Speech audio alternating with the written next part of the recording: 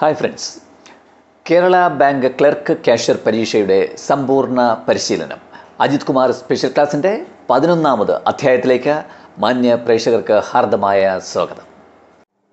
അതുപോലെ ഒരു കാര്യം കൂടി സൂചിപ്പിക്കട്ടെ, നമ്മുടെ ചാനൽ സബ്സ്ക്രൈബ് ചെയ്യാത്ത സുഹൃത്തുക്കൾക്ക് വേണ്ടിയിട്ട് അവർ എത്രയും പെട്ടെന്ന് തന്നെ നമ്മുടെ ചാനൽ സബ്സ്ക്രൈബ് ചെയ്യുക, ബെല്ലൈക്കൺ ഓൾ ഇവ രണ്ടും എനേബിൾ ചെയ്യുക. ഇനി നമ്മുടെ ചാനൽ വരുന്ന സുപ്രധാനമായ വീഡിയോകൾ വളരെ പെട്ടെന്ന് തന്നെ നിങ്ങളുടെ അടുത്തേക്ക് എത്താൻ വേണ്ടിയിട്ടാണ് ഞാൻ പറയുന്നത്. അതുപോലെ തന്നെ നമ്മുടെ ചാനൽ ഇഷ്ടപ്പെട്ട സുഹൃത്തുക്കൾ ഈ ചാനൽ ലൈക്ക് ചെയ്യാൻ മറക്കരുത്. അത് നിങ്ങൾ ഇപ്പോൾ തന്നെ ചെയ്തേക്കൂ. അവസാനം ചെയ്യാൻ വെച്ചിരുന്നാൽ മറന്നു പോകാൻ സാധ്യതയുണ്ട്. അതുകൊണ്ടാണ് ആദ്യം തന്നെ ഈ ചാനൽ ലൈക്ക് ചെയ്യാൻ നിങ്ങളോട് പറയുന്നത്. അതുപോലെ തന്നെ പരമാവധി നിങ്ങളുടെ സുഹൃത്തുക്കളിലേക്ക് ഈ ചാനലിൻ്റെ കണ്ടൻറ്റ്, ഇതിൻ്റെ ലിങ്ക് നിങ്ങൾ ഷെയർ ചെയ്യുക. എല്ലാ കൂട്ടുകാർക്കും ഉപയോഗപ്രദമാകുന്ന രീതിയിലേക്ക് ഷെയർ ചെയ്യുക. അതുപോലെ തന്നെ ഞാൻ കഴിഞ്ഞ അധ്യായത്തിൽ സൂചിപ്പിച്ചതുപോലെ പരമാവധി ആൾക്കാർ ഈ ചാനലിൻ്റെ മെമ്പർഷിപ്പിലേക്ക് വരിക. വളരെ അഡ്വാൻസ്ഡും വളരെ പ്രധാനപ്പെട്ടതുമായിട്ടുള്ള സ്പെഷ്യൽ വീഡിയോസ് നിങ്ങളെ കാത്തിരിക്കുന്നു. ഈ ചാനലിൻ്റെ മെമ്പർമാരായിട്ട് വരുന്നതിന് വേണ്ടിയിട്ട് ജോയിൻ ബട്ടൺ ആക്ടിവേറ്റ് ചെയ്യുക. കഴിഞ്ഞ അധ്യായത്തിൽ നമ്മൾ ആർബിട്രേഷൻ പ്രൊസീജിയറിനെ കുറിച്ച് വളരെ വിശദമായി തന്നെ കണ്ടു. വളരെ പ്രധാനപ്പെട്ട പല ചോദ്യങ്ങളും ഈ ഭാഗത്ത് നമ്മൾ പ്രതീക്ഷിക്കുകയും ചെയ്യുന്നു. ഇന്നത്തെ ക്ലാസ്സിൽ നമ്മൾ നോക്കുന്നത് അവാർഡ്സ് ആണ്. Awards and execution of award, decree and orders, പിന്നെ ഡിസിഷൻസ്, ഇത് സംബന്ധിച്ച വിശദമായ പ്രതിപാദ്യങ്ങളാണ് ഇന്നത്തെ 11ാമത് അധ്യായത്തിലൂടെ നമ്മൾ പരിചയപ്പെടുന്നത്. ഓക്കെ, എന്താണ് അവാർഡ്? ഞാൻ കഴിഞ്ഞ ക്ലാസ്സിൽ തന്നെ പറഞ്ഞു എന്തിനെയാണ് നമ്മൾ അവാർഡ് എന്ന് പറയുക. ഒരു ആർബിട്രേറ്റർ ഒരു തർക്കം ഉണ്ടാകുമ്പോഴാണല്ലോ, ഡിസ്പ്യൂട്ട് ഉണ്ടാകുമ്പോഴാണല്ലോ അത് ഒരു ഫോറത്തിലേക്ക് വരികയും അത് ഡിസിഷന് വേണ്ടി വയ്ക്കുകയും ചെയ്യുക. അപ്പോൾ ഒരു ഡിസ്പ്യൂട്ടിന്മേലുള്ള തീരുമാനം, ഡിസിഷൻ ആരെടുക്കുന്നത്? ആർബിട്രേറ്റർ എടുക്കുന്നത്. ആർബിട്രേഷൻ കോർട്ടാണ് ഈ അവാർഡുകൾ പ്രഖ്യാപിക്കുക. അപ്പോൾ ഒരു ആർബിട്രേറ്റർ അവരുടെ മുന്നിലേക്ക് വരുന്ന, ആർബിട്രേഷൻ കോടതിക്ക് മുന്നിലേക്ക് വരുന്ന ഒരു ഡിസ്പ്യൂട്ടിന്മേൽ എടുക്കുന്ന ഡിസിഷൻ, ആ തീരുമാനം, അതിനെയാണ് നമ്മൾ അവാർഡെന്ന് പറയുക. സിമ്പിളായിട്ട് മനസ്സിലായല്ലോ. അവാർഡിനെ നമുക്ക് ഇങ്ങനെ പറയാം: award means it is A decision or findings of an arbitrator on A certain disputes എന്ന് കൃത്യമായി വളരെ സിമ്പിളായിട്ട് മനസ്സിലാക്കാൻ നമുക്ക് പറയാം. അപ്പോൾ ഇത്തരത്തിൽ ഒരു ഡിസിഷൻ, ഒരു തീരുമാനം, ഒരു തർക്കത്തിന്മേൽ ഒരു തീരുമാനമായി. എവിടുന്ന തീരുമാനം വരിക? ആർബിട്രേഷൻ കോർട്ടിൽ കൊടുത്തിരിക്കുന്ന ഒരു ഡിസ്പ്യൂട്ടിന്മേൽ തീരുമാനമായി. അതിനെയാണ് നമ്മൾ അവാർഡ് എന്ന് പറയുക. അപ്പോൾ അവാർഡുകൾ, പിന്നെ അതുപോലെ തന്നെ ഡിക്രികൾ, അതുപോലെ തന്നെ മറ്റ് ഓർഡേഴ്സ്, ഉത്തരവുകൾ, മറ്റ് ഡിസിഷൻസ് അല്ലെങ്കിൽ അതിൻ്റെ തീരുമാനങ്ങൾ, ഇവ എങ്ങനെ എക്സിക്യൂട്ട് ചെയ്യുന്നു, ഇവ എങ്ങനെ നിർവഹിക്കുന്നു എന്നാണ് നമ്മൾ ഇന്ന് വളരെ പ്രധാനമായി നോക്കുന്നത്. അതിലാദ്യമായി നമുക്ക് നോക്കേണ്ടത് സെക്ഷൻ 75 പറയുന്ന ചാർജിൻ്റെ എക്സിക്യൂഷനാണ്. എക്സിക്യൂഷൻ ഓഫ് ചാർജസ്, അല്ലെങ്കിൽ ചാർജുകൾ പ്രാവർത്തികമാക്കുന്നത് എങ്ങനെ എന്നുള്ളതാണ് സെക്ഷൻ 75 ആദ്യം പറയുന്നത്. അതിൻ്റെ 1ാമത്തെ സബ്സെക്ഷനിൽ ഒരു കാര്യം പറയുന്നുണ്ട്. ഒരു ഡിസിഷൻ അല്ലെങ്കിൽ അവാർഡ് വന്നാൽ RCSൻ്റെ അതിൻ്റെ അധികാരത്തിനെ സംബന്ധിച്ചാണ് സെക്ഷൻ 75 പറയുന്നത്.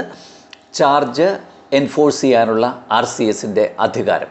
അപ്പോൾ ഈ മറ്റ് ആക്റ്റിലോ റൂളിലോ എന്ത് തന്നെ പറഞ്ഞിരുന്നാലും ഇപ്രകാരം ഒരു ഡിസിഷൻ വന്നു അല്ലെങ്കിൽ അവാർഡ് വന്നാൽ രജിസ്ട്രാർക്കോ അദ്ദേഹം അധികാരപ്പെടുത്തിയ മറ്റൊരു ഉദ്യോഗസ്ഥനോ സംഘം റിക്വസ്റ്റ് കൊടുക്കണം. സംഘം ഇങ്ങനെ ഒരു അപേക്ഷ RCSന് കൊടുക്കണം, ഇങ്ങനൊരു അവാർഡ് ലഭിച്ചിരിക്കുന്നു, അത് എക്സിക്യൂട്ട് ചെയ്ത് തരണം എന്നുള്ള അപേക്ഷ ലഭിച്ചു കഴിഞ്ഞാൽ അത്തരം ഒരു അംഗത്തിൽ നിന്നോ അല്ലെങ്കിൽ മരിച്ചുപോയ അംഗത്തിൽ നിന്നോ സംഘത്തിന് ഈടാക്കാനുള്ള കുടിശ്ശിക തുക സംബന്ധിച്ച് അതിൽ സെക്ഷൻ 35 നമ്മൾ പറഞ്ഞു, first charge on certain assets പഠിച്ചിട്ടില്ലേ. അപ്പോൾ അങ്ങനെയുള്ള അവകാശങ്ങൾ നിലനിൽക്കുമ്പോൾ ആ ഒരു പ്രത്യേക അസറ്റ് അല്ലെങ്കിൽ ആ അംഗത്തിൻ്റെ, മരിച്ചുപോയ അംഗത്തിൻ്റെ അവകാശിയുടെ ഏതെങ്കിലും അസറ്റ് പിന്നെ നിയമപ്രകാരം ഇടപാടുകൾ നടത്തിയാണല്ലോ തുക ഈടാക്കേണ്ടത്. അപ്പോൾ അങ്ങനെയുള്ള അവകാശങ്ങൾ അല്ലെങ്കിൽ വസ്തുക്കൾ വിൽപ്പന നടത്തി തുക ഈടാക്കുന്നതിന് ഉത്തരവ് പുറപ്പെടുവിക്കാൻ നമ്മളെ RCSനെ അധികാരപ്പെടുത്തിക്കൊണ്ടുള്ള സെക്ഷനാണ് സെക്ഷൻ 75, എക്സിക്യൂഷൻ ഓഫ് ചാർജസ്. സിമ്പിളായി മനസ്സിലായല്ലോ. പക്ഷേ ഇവിടെ ഒരു പ്രൊവിഷൻ ഉണ്ട്. അങ്ങനെ ഒരു അംഗത്തിൽ നിന്നും കുടിശ്ശിക തുക ഈടാക്കണമെങ്കിൽ നോട്ടീസ് കൊടുക്കണം, റിട്ടൺ നോട്ടീസ് കൊടുക്കണം. അങ്ങനെ നോട്ടീസ് കൈപ്പറ്റി 30 ദിവസത്തിനകം കുടിശ്ശിക തുക അടയ്ക്കാതെ ഡിഫോൾട്ട് വരുത്തുന്ന കേസിൽ മാത്രമേ ഈ സെക്ഷൻ 75 പ്രകാരം നടപടിക്രമങ്ങളുമായി മുന്നോട്ട് പോകാൻ പാടുള്ളൂ. അതാണ് ഒരു പ്രൊവിഷൻ. മനസ്സിലായില്ല? 30 ഡേയ്സ് കഴിഞ്ഞിട്ട് മാത്രം മതി നടപടി. അതുവരെ അയാളെ നോക്കിയിരിക്കണം എന്താ ചെയ്യുന്നതെന്ന്. ഇനി നമ്മുടെ വകുപ്പ് 76 സെക്ഷൻ 76 ഈ പറയുന്ന ഓർഡേഴ്സിൻ്റെ എക്സിക്യൂഷനെ സംബന്ധിച്ചാണ്, നിർവഹണത്തെ സംബന്ധിച്ചാണ്. അപ്പോൾ അതിൽ ഈ സെക്ഷനിൽ കുറേയധികം സെക്ഷനെ ക്ലബ് ചെയ്ത് സംസാരിക്കുന്നുണ്ട്. നിരവധി സുഹൃത്തുക്കൾ അത് കറക്റ്റായിട്ട് ഫോളോ ചെയ്യാൻ കഴിയുന്നില്ല. ഈ സെക്ഷനിൽ എന്താണ് അന്തസത്ത എന്ന് എന്നോട് ചോദിച്ചിട്ടുണ്ട്. വളരെ സിമ്പിളാണ്, നമ്മളത് ചുറ്റിക്കെട്ടി സംസാരിക്കേണ്ട കാര്യമില്ല. അപ്പോൾ കുറേയധികം സെക്ഷൻസ് ഇവിടെ പരാമർശിക്കുന്നുണ്ട്. അതാണ് സുഹൃത്തുക്കൾക്കൊരു സംശയം വരാൻ കാരണം. ഏതൊക്കെ സെക്ഷനാണ് പറയുന്നത്? ഈ ഇത്രയും സെക്ഷൻ്റെ അവാർഡുകൾ അല്ലെങ്കിൽ ഇനി ഞാൻ പറയാൻ പോകുന്ന വകുപ്പുകളിന്മേലുള്ള ഡിസിഷൻ ഇവിടെ ബാധകമാണ് എന്നാണ് മൊത്തത്തിൽ പറഞ്ഞു വയ്ക്കുന്നത്. ഏതൊക്കെ സെക്ഷനാണ്, ഏതൊക്കെ സംഭവങ്ങളാണ് അതിനകത്ത് വരുന്നത് മാത്രം നോക്കിയാൽ നിങ്ങൾക്കത് കൃത്യമായി മനസ്സിലാവും. ഞാനത് കൃത്യമായി പറയാം. നമ്മൾ ഇപ്പോൾ പരാമർശിച്ച 75 സെക്ഷൻ 75 ആണ് ആദ്യം പറയുന്നത്. അതിൽ എൻഫോഴ്സ്മെൻറ്റ് ഓഫ് ചാർജസ് അതാണ് നമ്മൾ ആദ്യം കണ്ടത്. അതിന്മേലുള്ള ഏതെങ്കിലും അവാർഡുകൾ വന്നു കഴിഞ്ഞാൽ അത്. പിന്നെ നമ്മൾ സെക്ഷൻ 68 പഠിച്ചിട്ടില്ല. എന്താ സെക്ഷൻ 68? സർചാർജിന്മേലുള്ള എന്തെങ്കിലും തീരുമാനങ്ങളുണ്ട്, ഡിസിഷൻ ഉണ്ടായിക്കഴിഞ്ഞാൽ. പിന്നെ സെക്ഷൻ 70 ഇവിടെ പരാമർശിക്കുന്നുണ്ട്. സെക്ഷൻ 70 അതെന്താണ്? Award in dispute. അതാണ് യഥാർത്ഥത്തിൽ ഡിസ്പ്യൂട്ടിന്മേലുള്ള അവാർഡുകൾ പറയുന്നത് 70-ലാണ്. അതുപോലെ തന്നെ മറ്റൊന്ന് പറയുന്നുണ്ട് 78. അതെന്താണ്? ഒരു അവാർഡിന് മുന്നോടിയായിട്ട് ഒരു പ്രോപ്പർട്ടി അറ്റാച്ച് ചെയ്യുന്ന സംഗതിയാണ് സെക്ഷൻ 78 പറയുന്നത്. അറ്റാച്ച്മെൻറ്റ് പ്രോപ്പർട്ടി ബിഫോർ അവാർഡ്, അതും ഇവിടെ ബാധകമാണ്. അതുപോലെ 82 സെക്ഷൻ 82 എന്താണ്? ട്രിബ്യൂണലിൽ മുമ്പ് അപ്പീൽ പോയാൽ അതിന്മേലുണ്ടാകുന്ന ഡിസിഷൻ. അതുപോലെ സെക്ഷൻ 83 മറ്റ് അധികാര കേന്ദ്രങ്ങൾ, നമ്മളെ ട്രിബ്യൂണൽ അല്ലാതെ മറ്റ് അധികാര കേന്ദ്രങ്ങൾ ആരൊക്കെയാണ്? നമുക്കറിയാം, RCS ഉണ്ട്, ഗവൺമെൻറ് ഉണ്ട്, തുടങ്ങിയ അധികാര കേന്ദ്രങ്ങളുടെ ഡിസിഷനുകൾ. അതാണ് 83 വരുന്നത്. 84 എന്താ? നമ്മൾ ട്രിബ്യൂണലിൽ പോകുന്ന അപ്പീൽ 82 ആണല്ലോ. അപ്പോൾ 84 റിവിഷനാണ്. 85 എന്താ? റിവ്യൂ ആണ്. ഇതൊക്കെ ട്രിബ്യൂണലിൻ്റെ അപ്പീൽ, റിവിഷൻ, റിവ്യൂ ആണ്. അതുപോലെ തന്നെ 86 പറയുന്നുണ്ട് ഇൻ്റർലോക്യൂട്ടറി ഓർഡർ, അതിൻ്റെ അപ്പീൽ, ഇതിന്മേലൊക്കെ വരുന്ന. അതുപോലെ തന്നെ പുതിയ അമെൻമെൻറ്റ് വന്നിട്ടുണ്ടല്ലോ 2020 മുതൽ സമ്പൂർണ്ണമായ നിയമ ഭേദഗതി. അതിൽ സെക്ഷൻ 69A കൂടി ഈ കാറ്റഗറിയിൽപ്പെടുത്തി വെച്ചിട്ടുണ്ട്. അതെന്താണ്? ഓംബുഡ്സ്മാനാണ് 69A. അപ്പോൾ ഓംബുഡ്സ്മാനിൽ പോകുന്ന കേസുകളിന്മേലുള്ള ഡിസിഷൻ. അപ്പോൾ ഇത്രയും കാര്യങ്ങളാണ് സെക്ഷൻ 76ൻ്റെ പരിഗണനയിലേക്ക് വയ്ക്കുന്ന പ്രധാനപ്പെട്ട സെക്ഷൻസ്. അപ്പോൾ വളരെ പെട്ടെന്ന് നമുക്കൊന്ന് നോക്കാം. സെക്ഷൻ 75 നമ്മളിപ്പോൾ പറഞ്ഞ എൻഫോഴ്സ്മെൻറ്റ് ചാർജസ്, അതുപോലെ 68 സർചാർജ്, പിന്നെ 70 ഡിസ്പ്യൂട്ടിന്മേലുള്ള അവാർഡുകൾ, 78 അറ്റാച്ച്മെൻറ്റ് പ്രോപ്പർട്ടി ബിഫോർ അവാർഡ്, 82 ട്രിബ്യൂണലിൻ്റെ മുന്നാകെ പോകുന്ന അപ്പീൽ, 84 റിവിഷൻ, 85 റിവ്യൂ, 86 ഇൻ്റർലോക്യൂട്ടറി ഓർഡർ. പിന്നെ നമ്മൾ 83 പറഞ്ഞു മറ്റ് അധികാര കേന്ദ്രങ്ങളിൽ വരുന്ന അപ്പീലുകൾ. പിന്നെ പുതുതായി ഇൻസർട്ട് ചെയ്ത സെക്ഷൻ 69A എന്താണ്? ഓംബുഡ്സ്മാൻ്റെ ഡിസിഷൻ. ഇത്രയും കാര്യങ്ങളാണ് ഈ സെക്ഷൻ 70യുടെ പെർവ്യൂയിലേക്ക് വരുന്നതെന്ന് മാത്രം മനസ്സിലാക്കുക. സിമ്പിളാണ്, ആശയക്കുഴപ്പത്തിൻ്റെ കാര്യമേ ഇല്ല. സെക്ഷൻ 76 എക്സിക്യൂഷൻ ഓഫ് ഓർഡേഴ്സിൻ്റെ സബ്സെക്ഷൻ എയിലൊരു കാര്യം പറയുന്നുണ്ട്. എന്താണ്? രജിസ്ട്രാർ ഇങ്ങനെ ഒരു ഉത്തരവ് കൊടുത്താൽ അത് അറ്റസ്റ്റ് ചെയ്ത ഒരു ഓർഡർ ആണെങ്കിൽ, സർട്ടിഫിക്കറ്റോട് കൂടിയുള്ള ഒരു സാക്ഷ്യപ്പെടുത്തലാണെങ്കിൽ അത് കോടതി വിധി നടപ്പിലാക്കുന്നത് പോലെ അതിനെ നടപ്പിലാക്കാൻ സാധിക്കും എന്നുള്ളതാണ്. അപ്പോൾ രജിസ്ട്രാറുടെ ഉത്തരവിൻ്റെ ആ പ്രാധാന്യം, ആ വിലയാണ് അവിടെ സൂചിപ്പിക്കുന്നത്. അതുപോലെ ബിയിലൊരു കാര്യം പറയുന്നുണ്ട്. റവന്യൂ റിക്കവറി ആക്ടിൻ്റെ നമ്മളെ കുടിശ്ശിക കരങ്ങൾ ഈടാക്കുന്നതിന് നമ്മൾ എടുക്കുന്ന നടപടിക്രമങ്ങൾ അതേപോലെ തന്നെ ഇവിടെയും ബാധകമാക്കിക്കൊണ്ടുള്ള ഒരു നിയമം ആണ് രണ്ടാമത് ക്ലോസ് ബിയിൽ പറയുന്നത്. അത് ഇവിടെയും ബാധകമാണ്. പക്ഷേ ഇങ്ങനെ വരുമ്പോൾ അത് റവന്യൂ റിക്കവറി ആക്ടിന് വിധേയമായതുകൊണ്ട് അത് കളക്ടർക്ക് അയച്ചു കൊടുക്കണം, സർട്ടിഫൈഡ് കോപ്പി ഉൾപ്പെടെ. അവരാണ് തുടർ നടപടി സ്വീകരിക്കേണ്ടത്.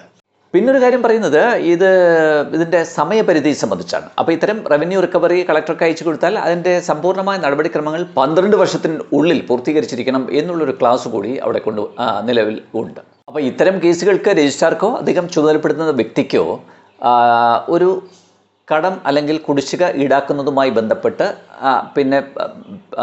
മറ്റേ പാർട്ടിയുടെ സ്ഥാവര ജംഗമ വസ്തുക്കൾ ജപ്തി ചെയ്തെടുക്കാനുള്ള അധികാരമുണ്ട്. അതുപോലെ ജപ്തി ഇല്ലാതെ അത് വിൽപ്പന നടത്തിയെടുക്കുന്നത് സംഘത്തിൻ്റെ കുടിശ്ശിക ക്രമീകരിക്കുന്നതിനുള്ള അധികാരവും നമ്മുടെ RCS കൊടുത്തുകൊണ്ട് ഒരു ക്ലോസ് കൂടി സിയിൽ പറയുന്നുണ്ട്. അപ്പോൾ എക്സിക്യൂഷൻ ഓഫ് അവാർഡ് അതിൻ്റെ പ്രധാനപ്പെട്ട ഒരു ക്ലോസുകൾ കൂട്ടുകാർക്ക് മനസ്സിലായി കാണും എന്ന് ധരിച്ചുകൊണ്ട് നമുക്ക് അടുത്ത ഇമ്പോർട്ടൻ്റ് ആയിട്ടുള്ള മറ്റൊരു സെക്ഷനിലേക്ക് പോകാം. ഇനി സെക്ഷൻ 77 പറയുന്നത് ഇത്തരം റിക്കവറി നടപടികൾക്ക് ഒരു രജിസ്ട്രാറുടെ അധികാരത്തിനെ സംബന്ധിച്ചാണ്. ഒരു സിവിൽ കോടതിയുടെ അധികാരങ്ങൾ ഇതിനു വേണ്ടി ഇപ്പോൾ ഒരു വസ്തു ജപ്തി ചെയ്യുന്നത് സംബന്ധിച്ചോ അല്ലെങ്കിൽ ജപ്തി ഇല്ലാതെ ലേലം നടത്തി കുടിശ്ശിക തുക ക്രമീകരിക്കുന്നതുമായി ബന്ധപ്പെട്ട നടപടിക്രമങ്ങൾക്ക് ഒരു സിവിൽ കോടതിയുടെ എല്ലാവിധ അധികാരങ്ങളും RCSനോ അധികം ചുമതലപ്പെടുത്തുന്ന വ്യക്തിക്കോ ഉണ്ടായിരിക്കും. ലാ ഓഫ് ലിമിറ്റേഷൻ നമുക്കറിയാം, 1963 കേന്ദ്ര നിയമം, ആ ലാ ഓഫ് ലിമിറ്റേഷൻ ഇവിടെ ബാധകമായിരിക്കും എന്നാണ് ഈ അടുത്ത സെക്ഷൻ 77 പറയുന്നത്. അതുകൂടി നോട്ട് ചെയ്ത് വയ്ക്കുക.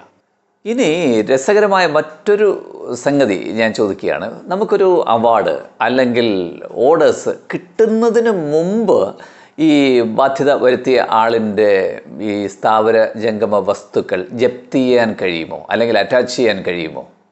അതൊരു ചോദ്യമല്ലേ? അതിന് വകുപ്പുണ്ട്. അതാണ് സെക്ഷൻ 78 പറയുന്നത്. Attachment property before award or decision. അതാണ് സെക്ഷൻ 78. അവാർഡിനോ ഉത്തരവിനോ മുൻപ് സ്വത്തുക്കളുടെ ജപ്തി, അതിനുള്ള അധികാരമാണ് സെക്ഷൻ 78 കൊടുക്കുന്നത്. അതിൻ്റെ വിശദാംശങ്ങൾ വളരെ പെട്ടെന്ന് നമുക്ക് നോക്കാം. അതിൽ ആദ്യം നമ്മൾ നോക്കേണ്ടത് ഒരു അവാർഡ് അല്ലെങ്കിൽ ഡിസിഷൻ, ഉത്തരവിന് വേണ്ടിയുള്ള നടപടിക്രമങ്ങൾ മുന്നോട്ട് പോവുകയാണ്. ആ ഘട്ടത്തിൽ ആ ഉത്തരവിനെ താമസിപ്പിക്കും അല്ലെങ്കിൽ അട്ടിമറിക്കും എന്ന് കൃത്യമായി ബോധ്യമുണ്ടെങ്കിൽ, ഡിസിഷനെ അത് ബാധിക്കുന്ന തരത്തിലേക്ക് മറ്റേ ആളിൻ്റെ നടപടികൾ മുന്നോട്ട് പോകും എന്ന് കൃത്യമായ ബോധ്യം RCSന് ഉണ്ടായിക്കഴിഞ്ഞാൽ അങ്ങനെ ഒരു അപേക്ഷ കൊടുക്കാൻ കഴിയും. അയാളുടെ സ്വത്ത് മുഴുവനായോ അല്ലെങ്കിൽ ഭാഗികമായോ അന്യാധീനപ്പെടുമെന്ന് കൃത്യമായ ബോധ്യം വന്നുവെങ്കിൽ പിന്നെ അറ്റാച്ച് ചെയ്യാൻ കഴിയില്ലല്ലോ, അതിനെ ജപ്തി ചെയ്യാൻ കഴിയില്ലല്ലോ.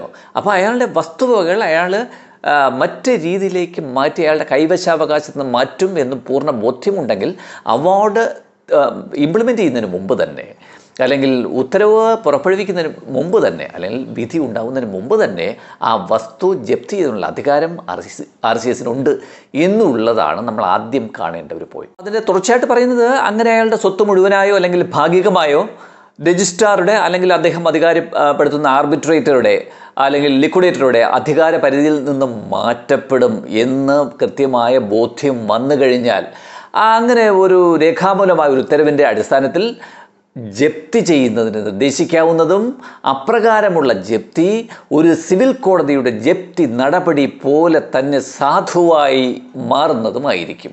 അതാണ് സെക്ഷൻ 78 പറയുന്നത്. അപ്പോൾ ഇത്തരം അറ്റാച്ച് ചെയ്യേണ്ട വസ്തു കാര്യങ്ങൾ ബോധ്യപ്പെട്ടതിൻ്റെ അടിസ്ഥാനത്തിൽ മാറ്റി നിയമപരിരക്ഷ കിട്ടുന്ന തരത്തിലേക്ക് മാറ്റിക്കളയും എന്നൊരു തോന്നൽ വന്നാൽ അവാർഡിന് മുന്നേ തന്നെ വസ്തു ജപ്തി ചെയ്യാം ആസ് പെർ സെക്ഷൻ 78. ഇനി ഇതിൻ്റെ തുടർച്ചയായിട്ട് സെക്ഷൻ 79 പറയുന്നുണ്ട്. അത് recovery of any sum due to government. സർക്കാരിലേക്ക് ഏതെങ്കിലും കുടിശ്ശിക അടയ്ക്കാനുണ്ടെങ്കിൽ അത് ഈടാക്കുന്ന നടപടിക്രമങ്ങളെ സംബന്ധിച്ചാണ് സെക്ഷൻ 79 പറയുന്നത്. സർക്കാരിലേക്കുള്ള കുടിശ്ശിക ഈടാക്കുന്നതിൻ്റെ നടപടിക്രമം ഒരു സംഘത്തിൽ നിന്നോ അല്ലെങ്കിൽ സംഘം ഓഫീസിൽ നിന്നോ മുന്നംഗം ഇവരിൽ നിന്ന് ഏതെങ്കിലും ഒരു രീതിയിൽ സംഘത്തിലേക്ക് ഏതെങ്കിലും കുടിശ്ശിക തുക ലഭിക്കാനുണ്ടെങ്കിൽ രജിസ്ട്രാർ അല്ലെങ്കിൽ സഹകരണ ഓഡിറ്റ് ഡയറക്ടർ നൽകുന്ന ഒരു സർട്ടിഫിക്കറ്റ് ഈ ആവശ്യത്തിലേക്കായി നൽകുന്നതിൻ്റെ അടിസ്ഥാനത്തിൽ നമ്മുടെ പ്രോപ്പർട്ടി ടാക്സ്, വസ്തുനികുതി നമ്മൾ ഈടാക്കുന്ന തരത്തിൽ അതേ മാതൃകയിൽ ഈ തുകയും ഈടാക്കാനുള്ള അധികാരപ്പെടുത്തിക്കൊണ്ടുള്ള ഒരു വകുപ്പാണ് വകുപ്പ് 79. ഇനി ഇതിൻ്റെ തുടർച്ചയായിട്ട് പറയുന്നത് സംഘത്തിൽ നിന്ന് ഒരു സർക്കാരിലേക്ക് തുക ഈടാക്കുമ്പോൾ ഏത് രീതിയിൽ ഏത് മാനദണ്ഡം അപ്ലൈ ചെയ്യണം എന്നുള്ളതാണ് രണ്ടാമത്തെ സബ്സെക്ഷൻ സെക്ഷൻ 79 ഉപവകുപ്പ് 2 പറയുന്നത്. അതിൽ നമ്മളൊരു ലോജിക്ക് അപ്ലൈ ചെയ്താൽ ഇത് പഠിക്കാതെ തന്നെ നമുക്ക് പറയാൻ പറ്റും സർക്കാരിലേക്ക് അടയ്ക്കേണ്ടുന്ന തുക ഏത് മാനദണ്ഡത്തിൽ ഈടാക്കും. ഒരു സംഘത്തിൽ നിന്നാണെങ്കിൽ സർക്കാരിലേക്ക് അടയ്ക്കാനുള്ള തുകകൾ ആദ്യം സംഘം അസറ്റിൽ നിന്ന് ഈടാക്കേണ്ടതാണ്. ഫസ്റ്റ് ഏതിൽ നിന്നാ? സംഘം അസറ്റിൽ നിന്നാണ് ആദ്യത്തെ പോർഷൻ ഈടാക്കേണ്ടത്. രണ്ടാമത് 2 തരം സംഘങ്ങളെ കാറ്റഗറൈസ് ചെയ്തിട്ടുണ്ട്. ലിമിറ്റഡ് ലയബിലിറ്റി സംഘങ്ങളും അൺലിമിറ്റഡ് സംഘങ്ങളുമാണെങ്കിൽ എങ്ങനെ? അതിൽ ലിമിറ്റഡ് ലയബിലിറ്റി സംഘങ്ങളാണെങ്കിൽ ബാധ്യതയുടെ പരിധി അനുസരിച്ച് മെമ്പർമാർ, എക്സ് മെമ്പർമാർ, പിന്നെ എക്സ്പയർഡ് മെമ്പർമാർ, മരിച്ചുപോയ അംഗങ്ങൾ, അവരുടെ സ്വത്തുക്കളിൽ നിന്നും ലിമിറ്റഡ് ലയബിലിറ്റി ആണെങ്കിൽ ഏത് എക്സ്റ്റെൻറ്റ് വരെ ബാധ്യതയെന്ന് പറഞ്ഞിരിക്കുമല്ലോ, അതനുസരിച്ച് ഈടാക്കും. ഇനി അതല്ല അൺലിമിറ്റഡ് സംഘങ്ങളാണെങ്കിൽ അവരുടെ സ്വത്തുവകകളിൽ നിന്നും പരമാവധി തുക എത്രയാണോ സംഘത്തിൻ്റെ ബാധ്യത അത് മൊത്തം ഈടാക്കും. ഈ രീതിയിലാണ് അതിൻ്റെ ഒരു ക്രൈറ്റീരിയ വച്ചിരിക്കുന്നത്. അതാണ് സബ്സെക്ഷൻ 2 സെക്ഷൻ 79 സബ്സെക്ഷൻ 2. ഇനി ഇതിൻ്റെ തുടർച്ചയായിട്ട് വരുന്നത് റൂൾ 74 റൂൾ സെക്ഷനല്ല, റൂൾ 74 ആണ്. അതിലെന്താ പറയുന്നത്? ഈ അവാർഡുകളും ഈ ഡിസിഷനും ഈ ഓർഡേഴ്സും എക്സിക്യൂട്ട് ചെയ്യുന്നതിൻ്റെ പ്രൊസീജിയറാണ് റൂൾ 74 പറയുന്നത്. അപ്പോൾ അത് ഇംഗ്ലീഷിൽ എങ്ങനെ പറയാം?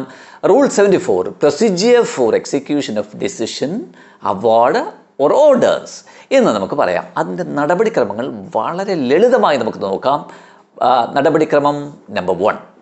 ഇതിൽ ഒരു സംഘത്തിന് അല്ലെങ്കിൽ ഒരു സംഘത്തിന് അനുകൂലമായ ഒരു ഓർഡേഴ്സ് അല്ലെങ്കിൽ അവാർഡ് ഉണ്ടായി എന്നിരിക്കട്ടെ. അപ്പോൾ അയാളെ നമ്മൾ നിയമപ്രകാരം വിളിക്കുന്ന പേര് വിധി ഉടമ എന്നാണ്. അതിൻ്റെ ഇംഗ്ലീഷ് എന്താ? Decree holder. മനസ്സിലാക്കി വയ്ക്കുക. ഡിക്രി ഹോൾഡർ സ്വാഭാവികമായിട്ടും ഇതിൻ്റെ നടപടിക്രമങ്ങൾ നടത്തി തുക ഈടാക്കി തരണമെന്ന് കാണിച്ചുകൊണ്ട് ഇൻ റൈറ്റിംഗ് RCSന് അപേക്ഷ സമർപ്പിച്ചിരിക്കണം. അപ്പോൾ ഡിക്രി ഹോൾഡറുടെ ആപ്ലിക്കേഷൻ ഇൻ റൈറ്റിംഗ്, അതാണ് ആദ്യത്തെ ക്ലോസ്. മനസ്സിലായല്ലോ? ഇനി രണ്ടാമത്തെ ക്ലോസിൽ പറയുന്നത് ഈ അവാർഡ് എക്സിക്യൂട്ട് ചെയ്യാനുള്ള രണ്ടാമത്തെ നടപടിക്രമം എന്താ? അപേക്ഷ ഇൻ റൈറ്റിംഗ് വേണമെന്ന് ഞാൻ പറഞ്ഞു. അത്തരമുള്ള അപേക്ഷയിൽ ഈ ഡിക്രി ഹോൾഡർ കൃത്യമായി ഒപ്പ് രേഖപ്പെടുത്തിയിരിക്കണം. നമ്പർ 1. ഒപ്പ് മാത്രം മതിയോ? നിശ്ചിത ഫീസ് ട്രഷറിയിൽ ഒടുക്കിയ ചെല്ലാൻ റെസീറ്റ് വെച്ചിരിക്കണം. 2. അതുമാത്രം മതിയോ? ഈ ഉത്തരവിൻ്റെ പകർപ്പ് അല്ലെങ്കിൽ അവാർഡിൻ്റെ സാക്ഷ്യപ്പെടുത്തിയ പകർപ്പ് വച്ചിരിക്കണം. 3. അതുമാത്രം മതിയോ? ഏതൊക്കെ സ്ഥാവര ജംഗമ വസ്തുക്കളാണ് ഇതുപോലെ റിക്കവർ ചെയ്ത് കൊടുക്കേണ്ടത് എന്നുള്ള കൃത്യമായ ഒരു സ്റ്റേറ്റ്മെൻറ്റും അതോടൊപ്പം വച്ചിരിക്കണം. ഇത്രയും കാര്യങ്ങൾ അതിനോടൊപ്പം ഉൾക്കൊള്ളിച്ചിരിക്കണം. വളരെ വ്യക്തമാണ്. ഇവിടെ ഫീസിൻ്റെ ചെല്ലാൻ വയ്ക്കണമെന്ന് ഞാൻ പറഞ്ഞല്ലോ. അപ്പോൾ അതിൽ എക്സംഷൻ ഉണ്ട്. ഞാൻ നേരത്തെ തന്നെ സംസാരിച്ച പോലെ പട്ടികജാതി പട്ടികവർഗ സംഘങ്ങൾ, അതുപോലെ തന്നെ സ്കൂൾ കോപ്പറേറ്റീവ് സൊസൈറ്റീസ്, ഇവയൊന്നും നിശ്ചിത ഫീസ് ഈടാക്കേണ്ടതില്ല, ഒടുക്കേണ്ടതില്ല.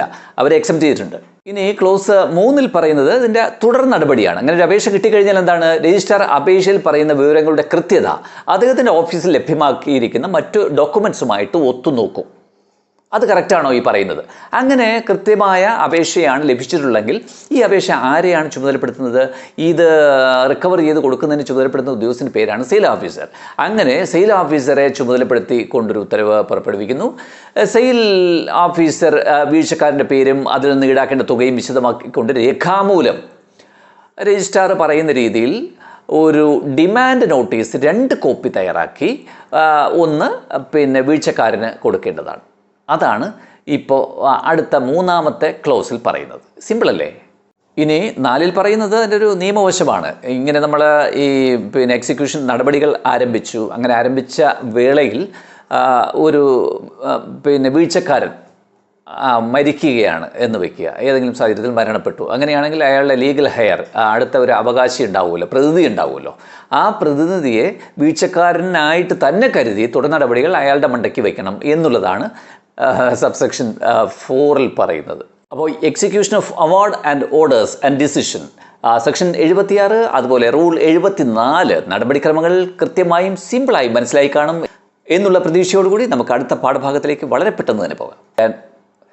നമ്മുടെ 11ാമത് സ്പെഷ്യൽ ക്ലാസ് ഇതിനു വേണ്ടി Kerala bank clerk cashier examination 23 വരുന്നു. അതിൻ്റെ സ്പെഷ്യൽ ക്ലാസ്സിൻ്റെ ഇന്നത്തെ പാഠഭാഗം വളരെ എഫക്റ്റീവായിട്ടും വളരെ സിമ്പിളായിട്ടും രസകരമായിട്ടും എല്ലാ കൂട്ടുകാർക്കും മനസ്സിലായി കാണും എന്നുള്ള പ്രതീക്ഷയോടുകൂടി ഇന്നത്തെ ക്ലാസ് ഞാനിവിടെ അവസാനിപ്പിക്കുന്നു. എത്രയും പെട്ടെന്ന് തന്നെ വീണ്ടും ഇതിൻ്റെ ബാക്കിയുള്ള ഭാഗങ്ങളും ഇതേ രീതിയിൽ നിങ്ങളുടെ മുന്നിലേക്ക് എത്തിക്കാൻ ഞാനുണ്ടാവും. അതുവരെ സൈൻ ഔട്ട്, നിങ്ങളുടെ അജിത് കുമാർ. Thank you.